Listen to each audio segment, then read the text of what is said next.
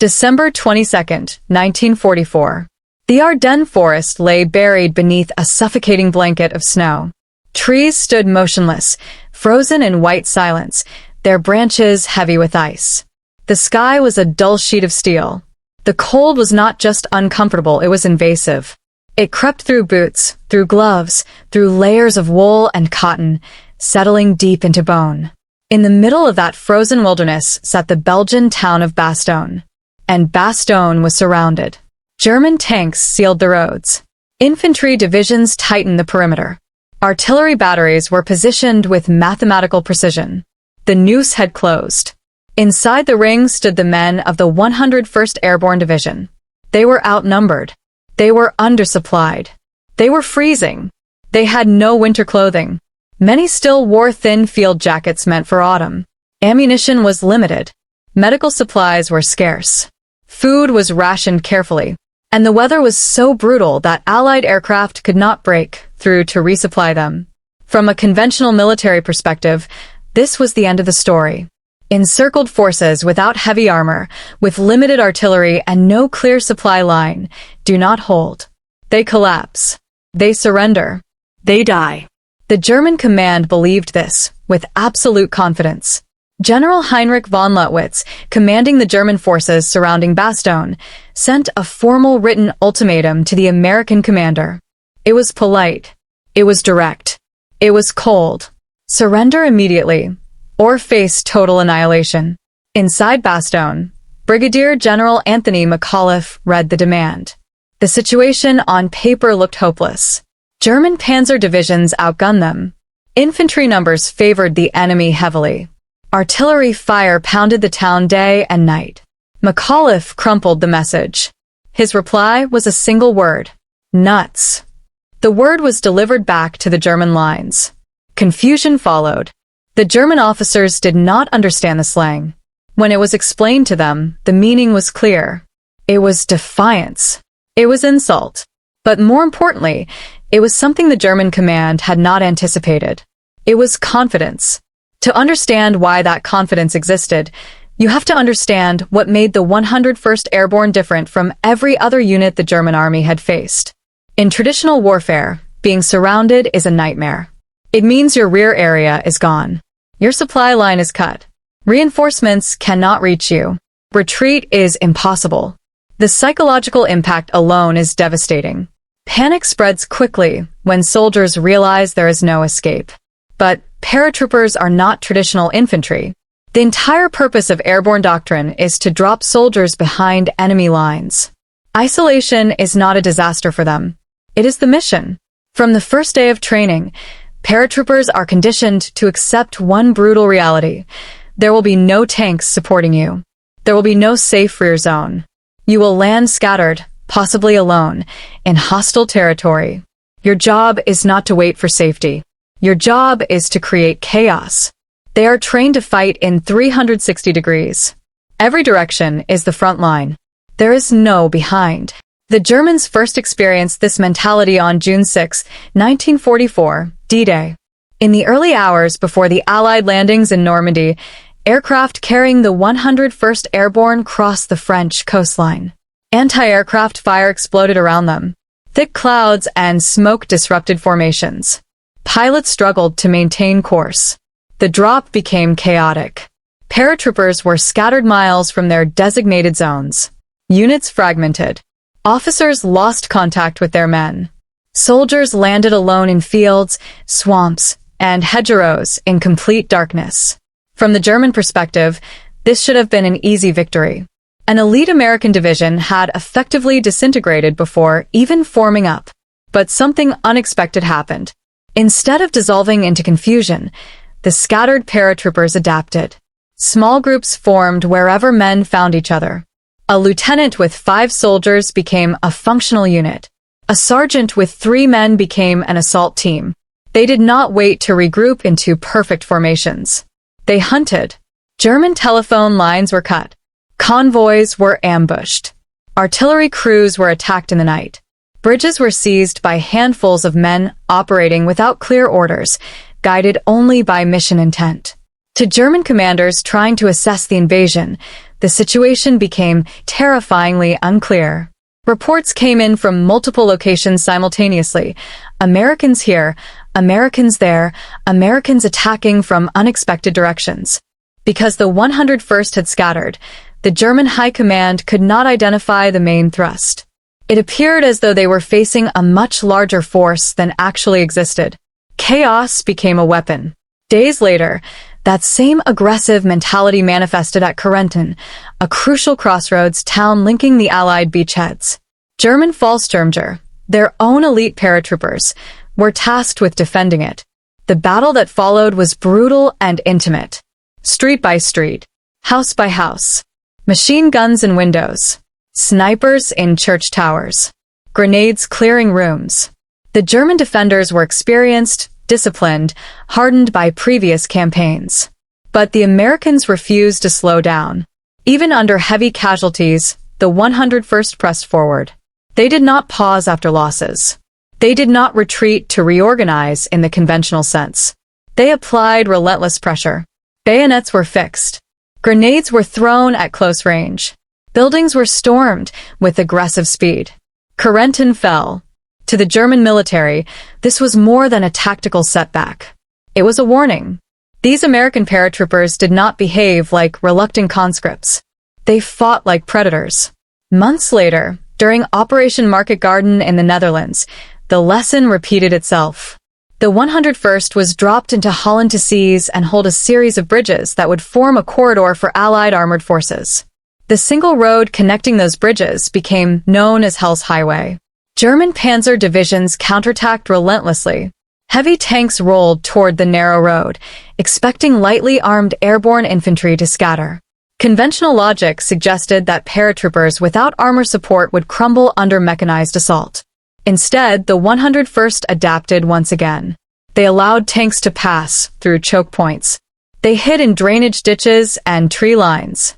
Once armor outran its infantry support, bazooka teams struck from behind.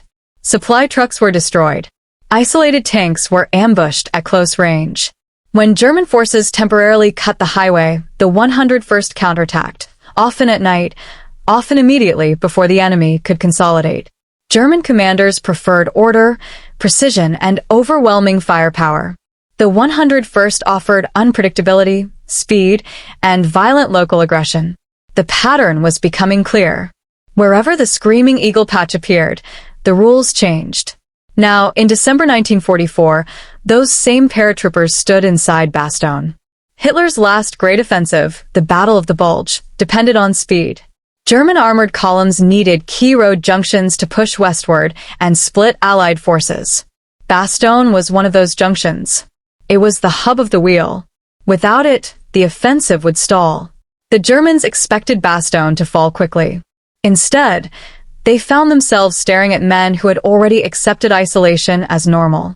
As artillery shells fell across the town and snow-covered fields, the 101st did not panic. They established defensive sectors. They coordinated fields of fire. They reinforced weak points with small, mobile reserves. They understood something the Germans underestimated. Being surrounded did not mean being defeated. It meant the enemy was within reach in every direction. And for the 101st Airborne, that was not a nightmare. It was an opportunity. The word nuts had already traveled back across the German lines, but the echo of that defiance had not yet fully settled when the artillery began again. It started as a distant rumble, like thunder rolling somewhere beyond the forest. Then the sky split open. Shells screamed over Bastogne and tore into the frozen earth. Buildings shattered. Snow erupted in violent white fountains before falling back down in dirty clouds of debris and ash. Every impact shook the ground like a hammer striking bone. The Germans were done negotiating. Now they would demonstrate what annihilation looked like. Inside foxholes carved into ice-hard soil, the men of the 101st Airborne pressed themselves deeper into the earth. Their gloves were stiff. Their boots were cracked. Many had wrapped burlap or scraps of cloth around their feet to fight the creeping numbness of frostbite. The cold was no longer something they complained about. It was something they endured in silence. Because compared to artillery, cold was patient. Artillery was immediate. German batteries had been carefully positioned around the perimeter, and now they unleashed a deliberate preparation barrage designed to break defensive cohesion. The objective was simple: soften the Americans, destroy communication, fracture morale, then follow with coordinated infantry and armor assaults to punch through the weakest sector. It was textbook siege warfare. But Bastogne was not a textbook defense. The 101st had organized themselves in a rough circle around the town, forming a 360-degree defensive perimeter. There was no safe rear. Every unit knew that if pressure increased in one direction, there would be no fallback line behind them. Each sector had to hold. When the artillery finally lifted, the silence was almost unnatural. Snow drifted through smoke. Timber crackled in burning farmhouses. Somewhere in the distance, engines growled. Then the first German infantry elements appeared through the tree line. Gray uniforms moved cautiously across white fields, supported by machine gun teams and mortars. They expected shattered resistance. They expected dazed survivors crawling out of blown trenches. Instead, they walked into coordinated fire. American machine guns opened in intersecting arcs. Rifles cracked in disciplined volleys. Mortar crews, who had protected their tubes during the barrage, began dropping rounds with cold precision. German advance elements faltered, dove for cover, tried to regroup. But something felt wrong from their perspective. The Americans were not firing randomly. They were waiting until effective range. They were conserving ammunition. They were disciplined. And that discipline mattered, because ammunition inside Bastogne was limited. Every bullet was accounted for. Supply drops had not yet broken through the weather. There would be no careless suppression fire. If a paratrooper pulled the trigger, he intended to hit something. The first probing assault collapsed back into the woods, leaving dark shapes against the snow. But this was only the beginning. German commanders adjusted quickly. If infantry alone could not crack the perimeter, armor would spearhead the next push. The following morning, the horizon trembled again. Through the haze of smoke and frost, silhouettes appeared, Panzer IVs and Panthers pushing forward in staggered formation. Their tracks crushed frozen ground into jagged scars. Turrets rotated slowly, searching. From a distance, the tanks seemed invincible. The 101st had no heavy tanks of their own. Their anti-armor capability relied primarily on bazookas, limited anti-tank guns, and courage at close range. Against heavily armored Panthers, that was a dangerous equation. German doctrine called for tanks to advance with close infantry support, clearing anti-tank threats and securing flanks. But snow and narrow forest approaches disrupted coordination. Infantry lagged behind. Visibility was limited. Communication faltered in the freezing air. The Americans recognized the separation instantly. They did not rush forward recklessly. They let the tanks come closer. A Panther rolled past a tree line, its engine roaring, unaware that 3 bazooka teams lay concealed in staggered positions along a shallow depression. They waited until the tank presented its side armor while maneuvering around debris. The first rocket struck and deflected. The second hit near the rear hull, causing smoke to billow. The third found weaker rear armor. The tank halted. Flames licked from ventilation grills. A hatch opened, and rifle fire snapped sharply. The crew disappeared back inside as fire consumed the engine compartment. Elsewhere along the perimeter, similar moments unfolded. Tanks that pushed too far ahead of infantry found themselves isolated. Without close support, armor was vulnerable in forests and towns. The 101st exploited that vulnerability relentlessly. It was not easy. It was not bloodless. Some bazooka teams were cut down before firing. Some foxholes were crushed under tracks. Some positions were overrun and retaken in savage, close-quarters fighting. But the key remained the same. The perimeter did not collapse. German frustration began to surface in reports. The Americans were supposed to break under encirclement pressure. Instead, they counterattacked locally whenever the opportunity appeared. Small groups would slip through gaps at night and strike forward observation posts or disrupt staging areas before vanishing again into darkness. The siege was not static. It was alive. December 23rd brought a change in the sky. For days, low clouds and snowstorms had grounded Allied aircraft. Bastogne had been cut off not only by ground forces, but by weather. Then, gradually, the ceiling lifted. Blue cracked through gray, and with it came engines. C-47 transport planes appeared overhead, flying low and steady despite anti-aircraft fire. Parachutes blossomed across the sky, white canopies against winter light. Crates drifted downward, some landing cleanly within American lines, others falling into contested zones that required quick recovery under fire. Ammunition, medical supplies, rations, some winter clothing. It was not abundance. It was survival. More important than the supplies themselves was what they represented. The 101st was not forgotten. The German command had hoped isolation would breed despair. Instead, aircraft overhead reminded the defenders that outside forces were moving, planning, fighting to reach them. Morale hardened further. But the Germans were far from finished. Realizing that piecemeal assaults were failing, they prepared a more concentrated blow aimed at the northeastern sector, an area where terrain appeared slightly more favorable for armor maneuver. The bombardment preceding this attack was relentless. Buildings already damaged were reduced to skeletal frames. Tree trunks snapped. Communication wires were shredded.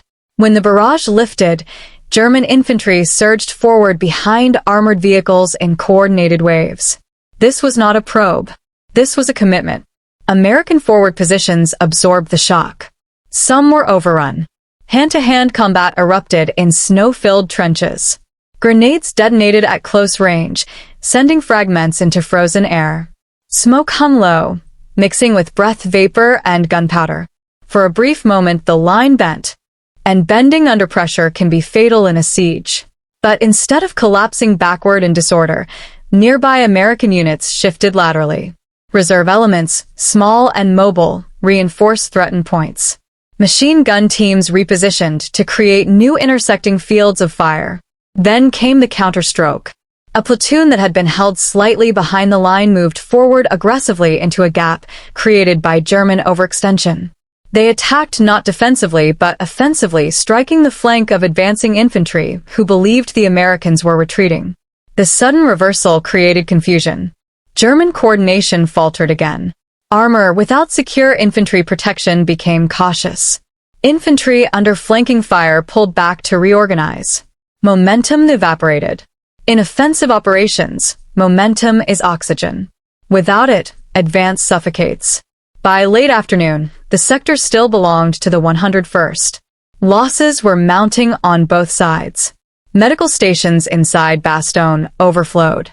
Surgeons worked in freezing rooms with limited anesthesia. Morphine syrettes were precious. Bandages were rationed. Some wounded lay in cellars as artillery thudded above. And yet, surrender was not discussed seriously among the defenders. The identity of the 101st was not built around holding ground comfortably. It was built around defying conditions that logic deemed impossible.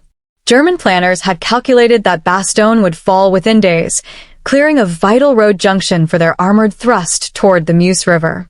That thrust depended on speed. Every hour mattered. But every failed assault at Bastogne consumed fuel, ammunition, and time. Time was the one resource Germany could not afford to lose. Meanwhile, beyond the encirclement, Allied command was executing a bold maneuver. General George Patton's Third Army was pivoting northward in a rapid redeployment rarely attempted at such scale. Roads clogged with armor and supply vehicles churned toward the frozen battlefield. Inside Bastogne, the men did not know exact timetables. They only knew the next attack would come. And it did. Christmas approached under smoke and steel. December 24th brought renewed shelling. Church bells did not ring. Instead, artillery detonations echoed through shattered streets. German forces attempted night infiltration in certain sectors, hoping darkness would mask approach. But the snow betrayed movement. Silhouettes were visible against pale ground. American sentries remained alert despite exhaustion. Shots cracked in the dark. Flares illuminated eerie landscapes of ice and ruin. Christmas Day dawned with no ceasefire. Another armored push struck near a small village on the perimeter. The fighting moved house to house. At one point, a German unit believed it had secured a cluster of buildings. During the night, American troops slipped through alleys and back gardens, re-entering the contested zone from unexpected angles. By morning, positions had shifted again. The line held. German officers reviewing casualty lists and stalled progress faced an uncomfortable truth. Bastogne was not collapsing. It was resisting in a way that multiplied its strategic significance. What had begun as a necessary tactical objective had become a stubborn anchor dragging down the broader offensive. And still, inside that frozen ring of steel, the men of the 101st Airborne stood their ground, not because they were unaware of the odds, but because from Normandy to Holland, they had already learned one defining lesson. Isolation was not defeat. It was simply the moment before proving everyone wrong. By the time Christmas night faded into the gray dawn of December 26th, Bastogne no longer looked like a town. It looked like the aftermath of a slow, deliberate earthquake. Roofs had collapsed inward. Brick facades lay scattered across streets buried under churned snow and frozen mud. Telephone poles leaned at unnatural angles, wires tangled like broken veins across the white ground. Smoke drifted lazily from shattered buildings, refusing to fully rise in the heavy winter air. But the perimeter still held. The German high command was running out of patience. The Ardennes offensive had been designed as a lightning strike, a powerful armored thrust through weak Allied lines, crossing the Meuse River and driving toward Antwerp. Speed was everything. Surprise was everything. Fuel efficiency was everything. And Bastogne was ruining all three. Every German column moving west needed those roads. Every supply convoy needed that junction. Every delay at Bastogne rippled outward into the larger offensive, like a crack spreading through glass. So the decision was made. Apply overwhelming pressure. Break them decisively. Before dawn, German artillery began a coordinated bombardment unlike the previous days. This was not harassment fire. It was saturation. Shell after shell fell in calculated patterns, walking across defensive sectors, targeting crossroads, suspected command posts, and known artillery positions. Trees splintered violently. Frozen ground erupted in geysers of dirt and ice. Shockwaves rolled across foxholes, collapsing their fragile walls. Inside those holes, men pressed flat against the earth, helmets rattling from concussive blasts. Some prayed quietly. Others stared forward with blank focus. After days under fire, fear had transformed into something colder, concentration. When the barrage finally lifted, the silence felt deceptive. Then the engines came. Multiple armored units advanced simultaneously across different sectors, attempting to stretch the American defense thin. Panthers and Panzer IVs pushed forward in staggered lines, supported closely this time by infantry determined not to repeat earlier mistakes. German commanders had learned. Tanks would not outrun their foot soldiers again. In the northeastern sector, visibility was limited by drifting smoke and falling snow. A Panther emerged through the haze, turret scanning. Behind it, infantry moved carefully, rifles ready, stepping over frozen bodies from earlier battles. American forward observers had seen them coming. Artillery within Bastogne was limited, but not silent. Carefully rationed shells now began falling in pre-registered kill zones. Mortars added their sharp, plunging fire. The advancing Germans were forced to scatter, breaking formation to seek cover. But they did not retreat. Instead, they pressed forward in smaller elements, using terrain folds and debris for protection. At one critical position near a crossroads outside town, an American platoon absorbed the brunt of the assault. Machine guns fired until barrels smoked. Riflemen aimed deliberately, conserving rounds. Bazooka teams shifted positions constantly to avoid being targeted. Then a tank round slammed into a nearby building, collapsing its upper floor and showering the street with bricks. For a moment, it looked as though the sector would give way. And this was the moment the German command had been waiting for, the fracture point. If the line cracked here, armor could exploit the opening and split the perimeter. But the fracture never came. Instead of pulling back chaotically, adjacent American units pivoted inward. Reinforcements moved not from the rear, because there was no rear, but from lateral positions along the circle. The 360-degree doctrine that defined airborne warfare came alive in real time. Every sector was connected. Every gap was temporary. A small American squad maneuvered through a shallow ditch to flank advancing infantry. From barely 30 yards away, they opened fire into the German line, forcing attackers to hit the ground and lose momentum. Another team shifted a light machine gun to create intersecting fire that cut across the tank's infantry screen. The Panther fired again, but without confident infantry support, its advance slowed. That hesitation cost it. A bazooka rocket struck near its drive sprocket. The tank lurched awkwardly, track damaged. A second shot followed moments later, striking the rear hull. Smoke poured out. The crew attempted to withdraw, but mobility was compromised. Within minutes, the vehicle was burning. The attack stalled again. And with every stalled attack, German calculations grew darker. Fuel was not infinite. Ammunition was not infinite. Weather was beginning to shift, allowing more Allied aircraft to appear in the skies whenever clouds parted. Supply convoys traveling through narrow forest roads were increasingly vulnerable. The siege had become expensive. Inside Bastogne, however, the cost was equally severe. Medical stations were overwhelmed. Surgeons worked without proper lighting, their breath visible in freezing rooms as they amputated frostbitten limbs or removed shrapnel with limited anesthetic. Morphine was rationed carefully. Some wounded soldiers lay wrapped in blankets, listening to artillery outside, unsure whether relief would reach them in time. Frostbite cases climbed steadily. Fingers blackened. Toes lost feeling. Men stamped their feet constantly to keep circulation alive.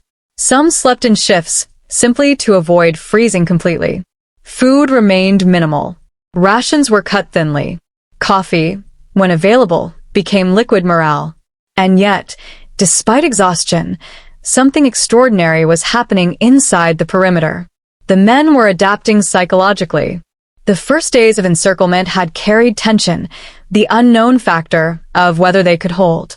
But after repeated failed German assaults, a quiet realization began to spread. The enemy was struggling. This was not the behavior of a victorious force closing in for the kill. This was the behavior of an army repeatedly testing, repeatedly failing, and repeatedly paying in blood for every yard. That realization changed everything. Confidence grew not from optimism, but from observation. On the morning of December 26th, distant artillery boomed again, but something about it was different. The direction felt wrong. Instead of coming exclusively from German lines, there were impacts from the south. At first, no one dared speculate openly. Then word filtered cautiously through command channels. Elements of Patton's Third Army were approaching from the south. The pivot that Allied command had ordered days earlier was finally bearing fruit. But until physical contact was made, the siege was not over. German forces, aware that Allied relief was possible, intensified pressure. They needed Bastogne neutralized before external forces could fully connect. In one southern sector, German infantry managed to penetrate a forward American position after a concentrated mortar strike. Close-quarters combat erupted among shattered hedgerows and burning vehicles. Grenades detonated at terrifying proximity. Rifles were used almost as clubs when ammunition ran low.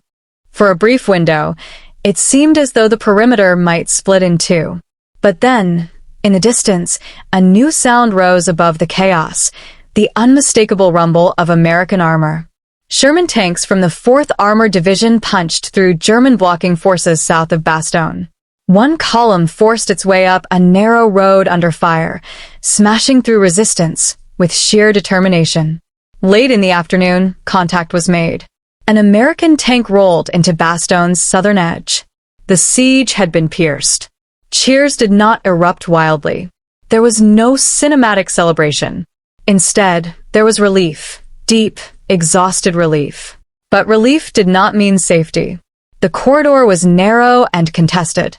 German forces immediately attempted to sever it, launching counterattacks to re-isolate the town. Fighting intensified around the southern approaches as Allied armor fought to widen the gap. Inside Bastogne, the 101st did not relax. They strengthened positions.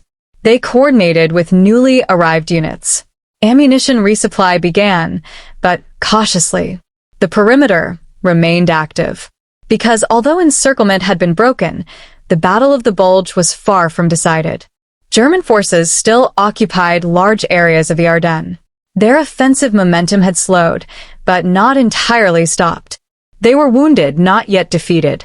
For the 101st Airborne, something fundamental had shifted. They had been surrounded by one of the most powerful armored forces in Europe. They had endured days of artillery bombardment, repeated infantry assaults, armor attacks, freezing temperatures, and near-starvation conditions. And they had not surrendered. They had not fractured. They had not retreated. Instead, they had held, long enough for the strategic tide to turn. What had begun as a desperate defensive stand had transformed into something larger, a pivot point in the entire German offensive. Bastogne was no longer merely a town on a map. It was a symbol. And now, as Allied forces began pushing outward from the once-encircled perimeter, the story was no longer about survival. It was about reversal. The same men who had fought in 360 degrees to defend would soon begin pushing outward in those same directions, not as prey surrounded, but as hunters expanding their ground. And the German command, once so confident in their ultimatum, now faced an uncomfortable reality. The gamble had failed, but the reckoning was still unfolding. The moment the corridor into Bastogne was opened, the nature of the battle shifted, but it did not calm. Relief had arrived, yes. The 4th Armor Division had forced a narrow passage through German lines, physically linking Patton's 3rd Army to the exhausted defenders inside the town. Supplies could move. Reinforcements could trickle in. Wounded could finally be evacuated.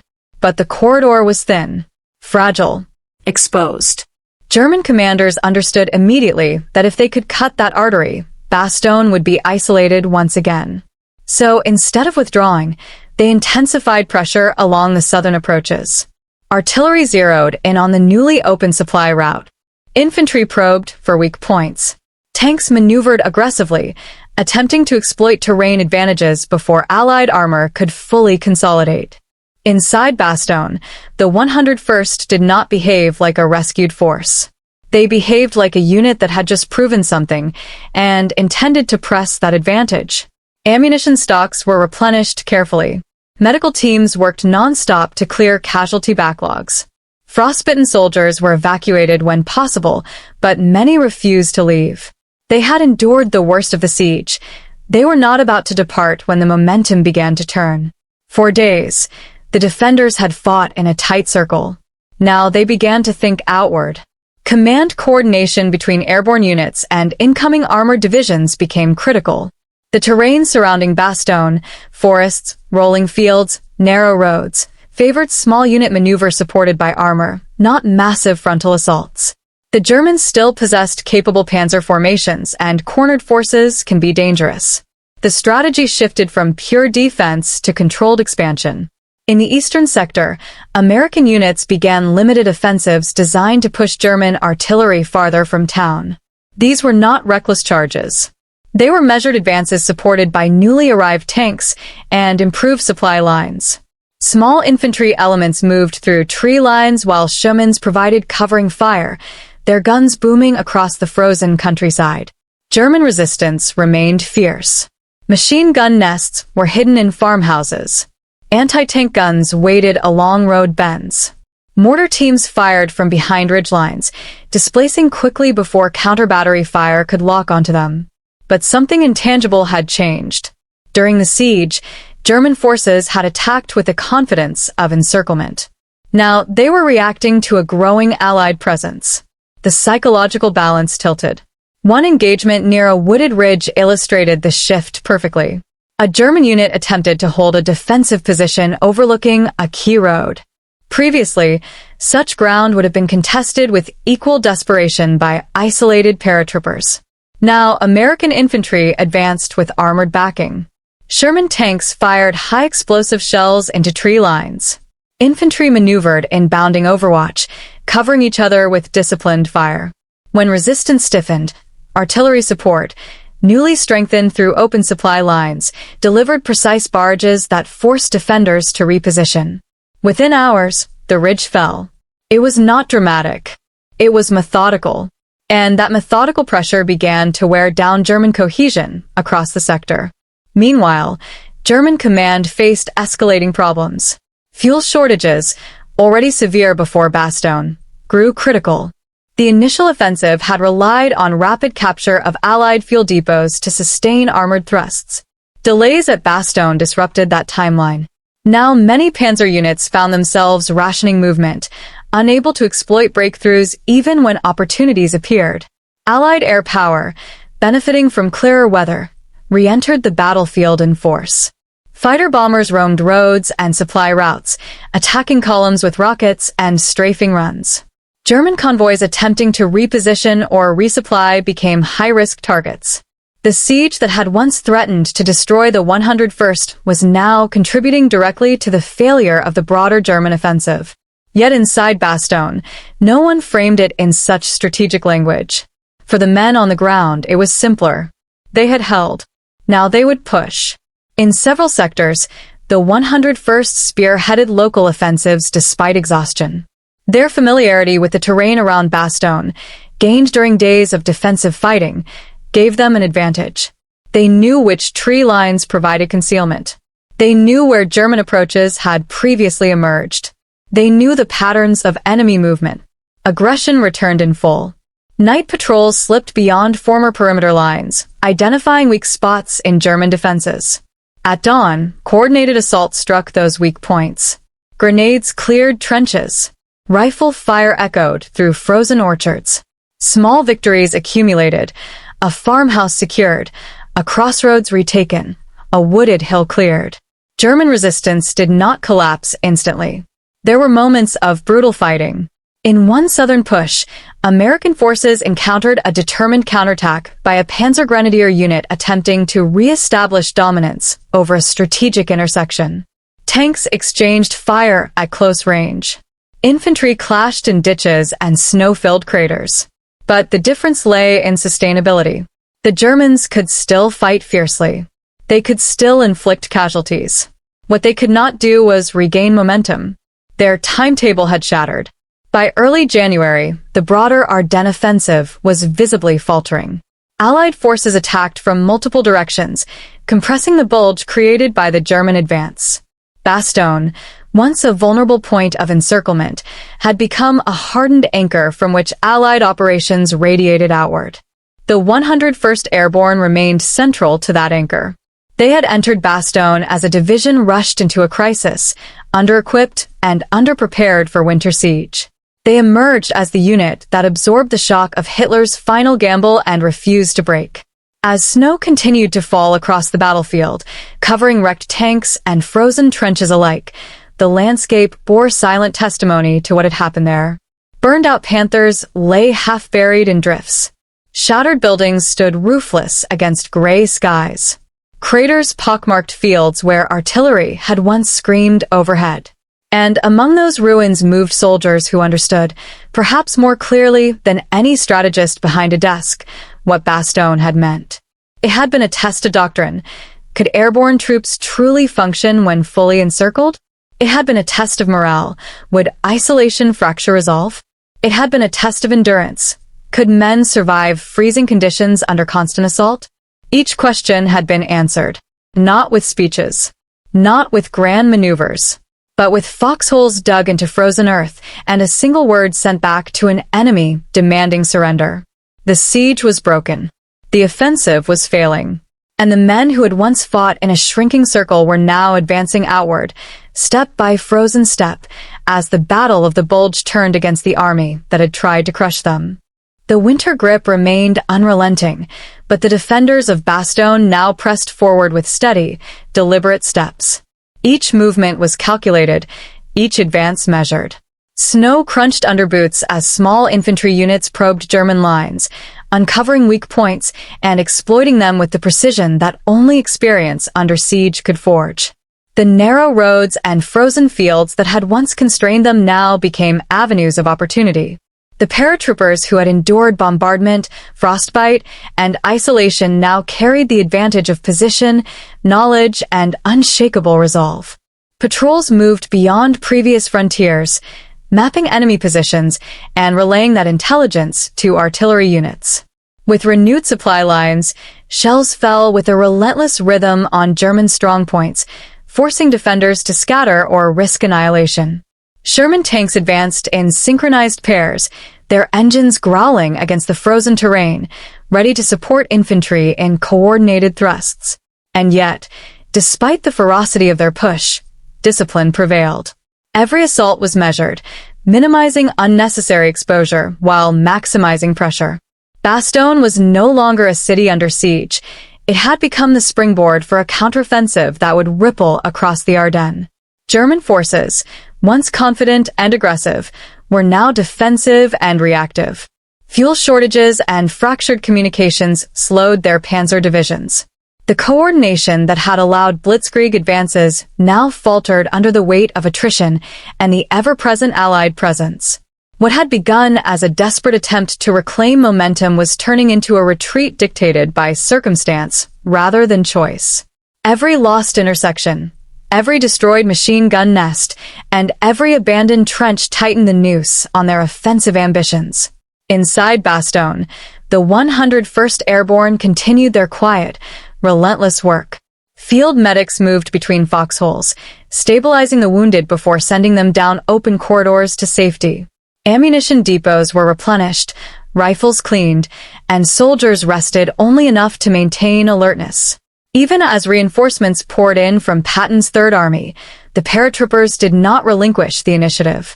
They were no longer merely survivors. They were the point of the wedge turning the tide. As January wore on, snow-covered ridges and forests became markers of progress.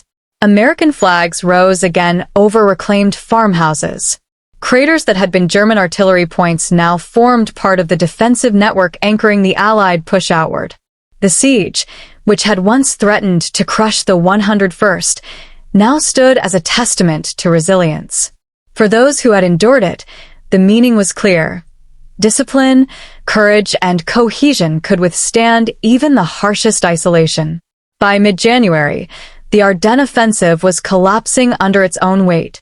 Bastogne, once encircled and beleaguered, now radiated strength. The men who had survived the siege moved with a quiet confidence, their forward steps marking not just territorial gain, but vindication. They had held the line, endured the storm, and turned desperation into momentum. Hitler's gamble had failed, and the echoes of Bastogne resonated far beyond the snow-laden town. The frozen battlefield told the story in silence, smoldering tanks, shattered trenches, and icy craters, monuments to struggle and survival. And amidst them, soldiers advanced steadily, embodying the simple yet unyielding truth of what had transpired. Bastogne had been a crucible, and the men of the 101st had emerged not just unbroken, but triumphant. The siege was over. The offensive was failing. And the Battle of the Bulge had finally begun to turn.